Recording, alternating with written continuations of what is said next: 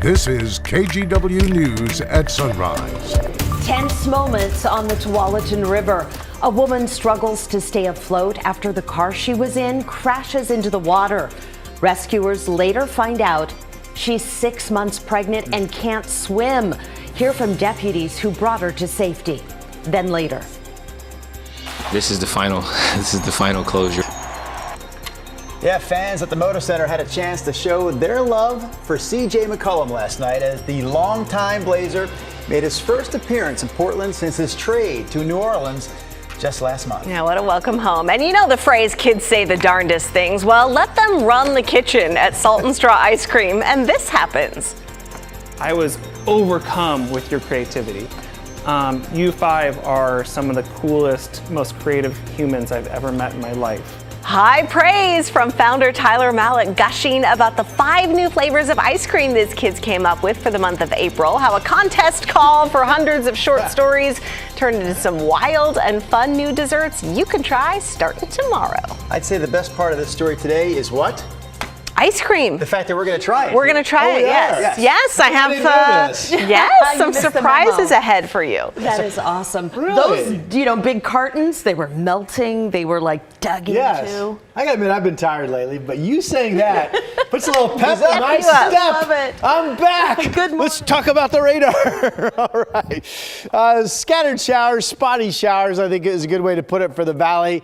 More of a realistic shot of seeing a raindrop up in Astoria. That's the way today will play. We'll go on to be partly cloudy with a scattered shower chance. I do want to point out Forest Grove real quick, down to 36 degrees, Corvallis 35. So there are a couple spots where there's a definite chill in the air this morning.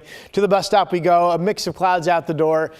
Portland temperatures around 40 on average at that time, and there's that spotty shower chance continuing. High temps get up to about 57 degrees. Rod, thank you. This morning, the hunt continues for a man who took off after he launched a stolen truck into the Tualatin River with his pregnant girlfriend inside, and the rescue of her was captured on police body camera. Alma McCarty takes us through those harrowing moments. Tense moments on the Tualatin River just after 2 a.m. Wednesday morning. Hang on. On this end of the rope and in the water, deputies rescuing a woman 6 months pregnant after her boyfriend catapulted their car into the river. The rescue unfolding just south of Hillsborough after police say the driver of a stolen truck took off down a rural road and then through a field away from deputies. It was extremely dark, extremely rough, and the car was just kind of bombing through the hills, and I fully expected to just see it crashed into a tree somewhere. Instead, Corporal Daniel Lancaster, Go over here where my light is. Stand by. I got detention. Get this around her. and deputies Michael Vargas and John Skoglund found the pickup in the water. You could see just the back end of the truck sticking out of the water. The taillights were still on, and female occupant passenger was on the other side, clearly struggling, saying she can't swim, calling for assistance. Deputies eventually pulled her from the river. Had they not been there, Really terrible result because those banks were, you can't get up those banks without assistance. Deputies say the driver, identified as 32-year-old Jonathan Laura, abandoned the vehicle and his pregnant girlfriend, swam to the far riverbank, then ran off into the woods with a dog that was also in the car. She was pretty upset. She was in shock that those were her words in the video. You can see that she was so upset that he had done this.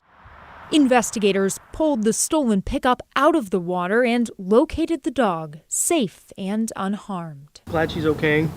I'm glad the baby's okay. Alma McCarty, KGW News. So at last check, Jonathan Laura is still out there. Investigators asking anyone with information to call them. Meantime, that woman was taken to the hospital. She was released with no significant injuries. Now to some of the other headlines we're following for you on this Thursday morning. 2 teenage boys are the latest victims of gun violence in Portland. They were hurt last night in a shooting on Southeast Holt Street near Kelly Butte. Police say one of the teens was shot multiple times and has serious injuries. The other has a minor wound. There's no word yet on any suspects. That comes on the heels of 2 other shootings that happened within 6 hours of each other and left 5 people hurt. Late Tuesday night, police responded to a shooting on Southeast Woodstock and found that 1 man had been hit. Then early yesterday morning, a shooting on Southeast Powell sent a man and a woman to the hospital. A witness reported seeing shots fired from one moving car into another. While investigating, police learned that same shooting sent 2 more gunshot victims to the hospital. And an Uber driver was one of the most recent homicide victims in Portland. Friends and family say Shani Mohammed was killed in a shooting Sunday night in Northeast Portland. He was a refugee from Somalia who left his country to escape the violence there, only to be killed here while driving for Uber. No word yet what led up to the shooting, but Mohammed leaves behind 8 children and a community that's remembering him as a quiet man who loves soccer.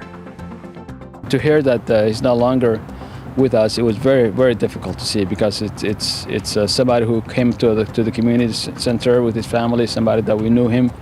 It's difficult for our community, and it's hard to move forward. Mohammed is the 4th person killed at that intersection of Northeast 82nd and Milton since August of last year. Police are putting together a plan to address gun violence in that neighborhood. And those are some of your Thursday morning headlines. Health officials in Oregon and Washington have both given the green light now to the second COVID booster shot. It was just 2 days ago that the FDA and CDC authorized the shot for anyone 50 and older. So this booster should soon be available here at local pharmacies. In fact, we've heard from Safeway, Albertsons, and Walgreens, who all told us they've already started to give out this shot at locations where they have the vaccine in stock. So again, anyone 50 and older is now eligible for this second booster as long as it's been at least 4 months since their last COVID shot. Some big changes coming to one of Portland's oldest East Side shopping centers, Mall 205. After today, the handful of remaining small businesses there are closing. The property owners are redeveloping it and calling it Marketplace 205. They're going to bring in more big box stores, possibly like a Hobby Lobby and a Burlington store. They would join Target and Home Depot. 2 small business owners tell us they are actually moving to Lloyd Center, and that includes a business called All American Magic. I think us moving there is just what Lloyd Center needs to come back, because that mall cannot close. Mall 205 opened in 1970, and it's fun to look back at the old ads in the Oregonian. Montgomery Ward gave away a 1971 Gremlin at its grand opening, and the mall promoted the fact that it was climate controlled, aka AC. Okay, in the meantime this morning, Portland is trying to decide what to do with another piece of its past. The city is hiring a consultant to determine what's going to happen to several statues torn down during recent protests. Yeah, that includes statues of presidents like George Washington and Abraham Lincoln, and one of Harvey Scott that used to sit up there on Mount Tabor. So the consultant will be charged with gathering community input and then making a recommendation to city leaders. Now, one statue that's not under consideration is the elk statue that used to stand near the courthouse downtown. There's a sign, you see it right there, that sits in that spot at this point. It basically demands that the elk be returned. So we've learned from city leaders that they do plan to bring back the elk, a refurbished version of the elk, and they could bring it back perhaps even by the end of this year.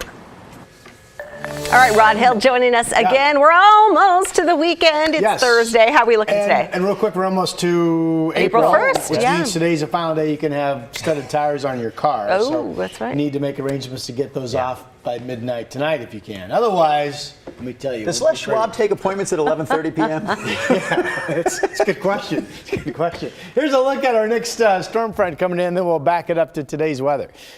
So the next front is going to be another one that produces just a dab of rain, less than 1/10 of an inch.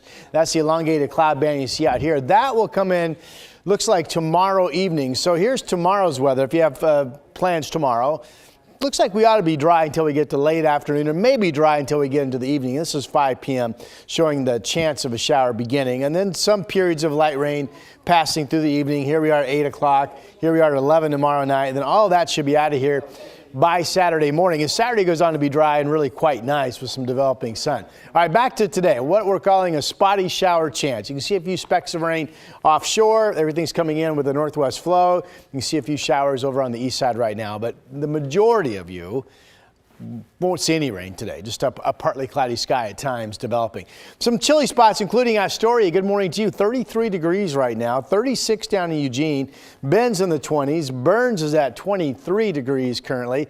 Forecast highs in the 50s again for the valley. This shows only about 55 in Salem.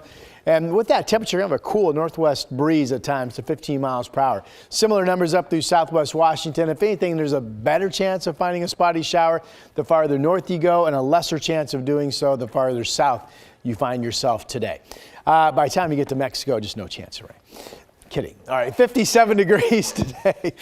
58 tomorrow with the evening showers coming in. Saturday's dry and 60. Still looks like Sunday morning's dry, then afternoon rain starts to pick up. On Monday, we'll see a steady rain day on this final day of March. That's your forecast. You taking us to Mexico? Yeah, I thought about it. Okay. Rod, thanks. Hey, get ready. 5 new ice cream flavors are about to drop at Salt and Straw Scoop Shops tomorrow, and these ones are especially creative. They come from the minds of kids. From an ice cream inspired by an astronaut llama to a key lime pie flavored one, how the kids came up with their ideas next on Sunrise.